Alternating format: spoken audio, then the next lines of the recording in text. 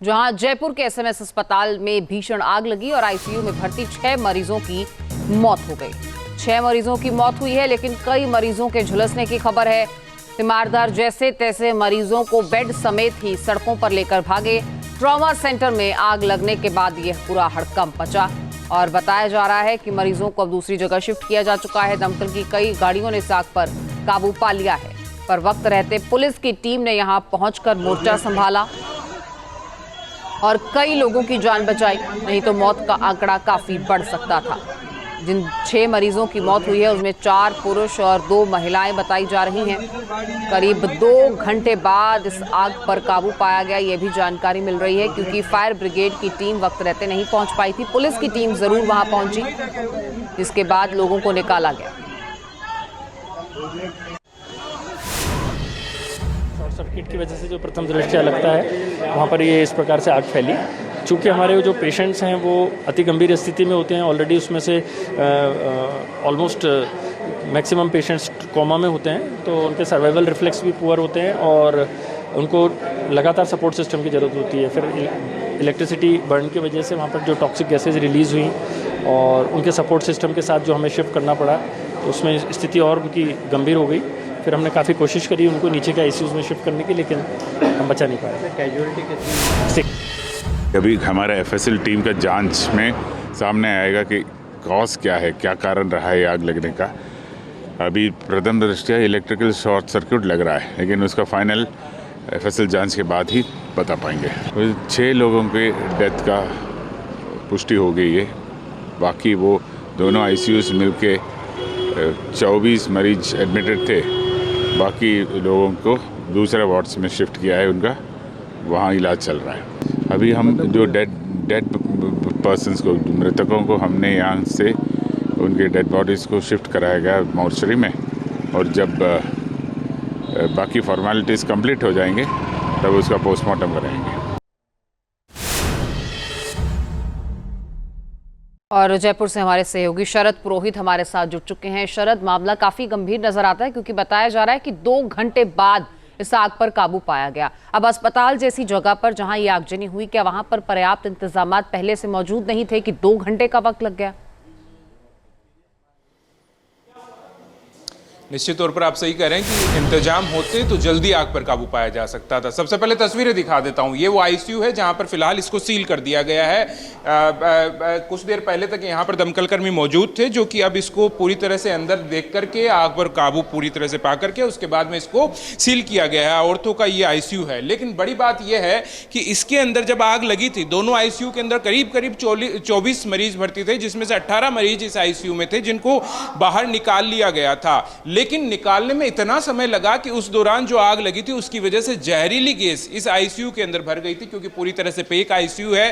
किसी तरह का ज्यादा वेंटिलेशन जो सिस्टम है इस आईसीयू में नहीं दिखाई देता है। अंदर की तस्वीरें देखेंगे कि किस तरह से जो दमकल कर्मी भी पहुंचे थे, पीछे का जो शीशा है वो तोड़कर अंदर पहुंचे और उसके बाद में फिर यहां पर आग पर काबू पाया जा सका, जिसमें करीब 2 घंटे लग गए थे। लेकिन उस 2 घंटे के दौरान जब आग लगी थी तो जो मरीज थे, उनके जो परिजन है, वो चिल्लाते रहे, लोगों को मदद के लिए पुकारते रहे। लेकिन कहा जा रहा है कि जो यहाँ का स्टाफ था वो भी उस समय आग को देख करके यहाँ से निकल गया था। किसी तरह की मदद नहीं हो पाई थी। जो संसाधन थे आग को बुझाने के लिए वो यहाँ पर पर्याप्त रूप से नहीं थे कि जिससे तत्काल आग पर काबू पाया जा सके। कुछ एक मरीजों को परिजनों ने, जो परिजन थे उन्होंने बाहर निकाल लिया था, लेकिन कुछ मरीजन थे कि आग बढ़ गई, जो मरीज उनको बाहर नहीं निकाला जा सका, जिसकी वजह से फिर आग इतनी तेज हो गई कि अंदर जाना भी मुश्किल हो गया था। जो पुलिस के जवान थे किसी और मामले में यहाँ पर पहुंचे हुए थे, फिर वो यहाँ पर पहुंचे और एक एक बेड को ही बाहर, मरीज के साथ बेड को ही घिसते हुए बाहर लाए और उनको शिफ्ट किया गया। लेकिन जहरीला धुआं इतना भर गया था कि अंदर जाना भी बड़ा मुश्किल हो रहा था। लगभग 6 से 7 मरीज उसके बाद में अंदर रह गए थे, जिनको निकालना मुश्किल हो रहा था। दमकल तब पहुंची। यहाँ पर थोड़ा सा अंदर जो गर्मी थी, गर्म माहौल था, उसको ठंडा किया गया पानी डाल करके, धुएं को कम किया गया और फिर उन मरीजों को जब तक बाहर निकाला गया, उनकी हालत काफ़ी गंभीर हो गई थी और उनमें से 6 लोगों की जान चली गई, जिनका जो शव है मोर्चरी में भिजवा दिया गया है।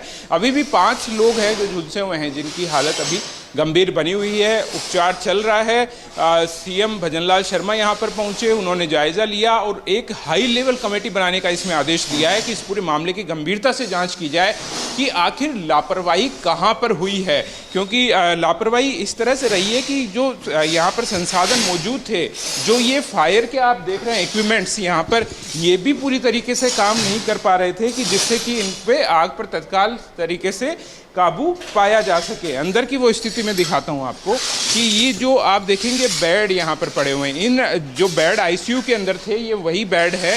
इनको बाहर जो मरीज के परिजन थे वही मरीज के सहित इन बेड को बाहर ले आए थे, जिससे कुछ मरीजों को यहाँ पर बचाया भी जा सका। अगर ये ज़्यादा देर तक अंदर रहते तो और ज़्यादा स्थिति बिगड़ सकती। अब ये ओटी है, नज़दीक में ही जो आईसीयू है उसके पास का ओटी है, जहाँ की आप स्थिति देख सकते हैं कि यहाँ पर भी जो धुआं था काफ़ी भर गया था आईसीयू में आग लगने की वजह से। तो फायर कर्मी थे, इस तरफ से भी यहाँ पर पहुँचे थे और यहाँ से भी आग पर काबू पाने की कोशिश की गई, लेकिन वेंटिलेशन सिस्टम कहीं भी पर्याप्त रूप से नज़र नहीं आता है। अंदर की अगर स्थिति में दिखाऊं, ये आप देखेंगे ओटी है जहाँ पर ऑपरेशंस होते हैं, लेकिन कहीं भी कोई वेंटिलेशन का ऐसा सिस्टम नहीं है कि किसी तरह से अगर कोई घटना यहाँ पर होती है, जिस तरह की अप्रिय घटना हुई है, तो उस पर कैसे काबू पाया जाए। सामने के शीशे आप देखेंगे कि तोड़ा गया है, उनको वेंटिलेशन के लिए, धुआं बाहर निकालने के लिए उन शीशों को तोड़ा गया है। यानी कि पहले से यहाँ पर किसी भी तरह का ऐसा सिस्टम नहीं बनाया गया है जिससे कि पर्याप्त वेंटिलेशन हो। यहाँ पर इस तरह की कोई घटना होती है तो उसको तत्काल रोका जा सके। हालांकि यहाँ पर आग लगने के लिए ऊपर आप देखेंगे छत के ऊपर सेंसर लगाए गए हैं। सेंसर के जरिए पता लगना चाहिए कि किसी तरह की यहाँ पर घटना हुई है, आग लगी है, लेकिन कोई भी सेंसर जो मरीज के परिजन बताते हैं उस समय काम नहीं कर रहे थे। सेंसर छोड़िए, जो मरीज के परिजन थे वो यहाँ पर आवाज़ें लगाते रहे, मदद के लिए पुकारते रहे, लेकिन किसी भी तरह की मदद नहीं मिल पा रही थी। तो यहाँ पर अब लोगों का पहुँचना शुरू हो चुका है, धीरे धीरे लोग पहुँच रहे हैं यहाँ पर, लेकिन उस समय जब ज़रूरत थी तब किसी तरह की कोई खास मदद मरीजों को नहीं मिल पाई। और उसके बाद में धीरे धीरे जब दमकल कर्मी यहाँ पर पहुँचे, उन्होंने आग पर काबू पाया। उसके बाद में आखिर तक जब 5-6 मरीज़ लगभग अंदर थे, उनको उसके बाद में बाहर निकाला जा सका, उनको दूसरी जगह शिफ्ट किया गया। और उसी की वजह से मरीजों का यही आरोप है कि जो देरी हुई उसी की वजह से ये पूरा हादसा हुआ कि 6 लोगों की जान चली गई। अगर समय पर सहायता मिल पाती तो शायद इनमें से कुछ लोगों की जान बचाई जा सकती थी। लेकिन दूसरा पहलू है कि पुलिस के कुछ जवान, जयपुर पुलिस के कुछ जवान यहाँ पर उस समय पहुंचे हुए थे जब आग लगी थी। उनको जैसे ही पता लगी कि ऊपर 2nd फ्लोर पर आग लगी है, वो भी तत्काल यहाँ पर पहुंचे। कुछ लोगों को उन्होंने खींचकर बाहर निकाला, जिससे कुछ लोगों की जान शायद बची भी हो, नहीं तो ये आंकड़ा और ज़्यादा हो सकता था। तो दोनों इसके पहलू निकलकर सामने आते हैं। सवाल यही है, अस्पताल प्रशासन को सोचना चाहिए कि राजस्थान का सबसे बड़ा अस्पताल, लेकिन वहां पर इस तरह के संसाधन मौजूद नहीं होना कि आग पर काबू पाया जा सके। जाहिर तौर पर पर्याप्त जो इंतजामात होने चाहिए थे वो यहाँ पर नहीं थे और इसी वजह से 6 लोगों की मौत हो गई, कई लोग झुलस गए। अगर वक्त रहते काबू पा लिया जाता तो फिर जाने बचाई जा सकती थी। बहुत शुक्रिया आपका शरद इस पूरी जानकारी। जहाँ भक्ति है हर शब्द में, कथाओं में छुपे हैं दिव्य रहस्य और ज्योतिष देता है जीवन को दिशा। धर्म से जुड़ी हर बातों को जानने के लिए हमारे चैनल स्तुति को सब्सक्राइब करें। चैनल पर जाने के लिए इस लिंक पर क्लिक करें।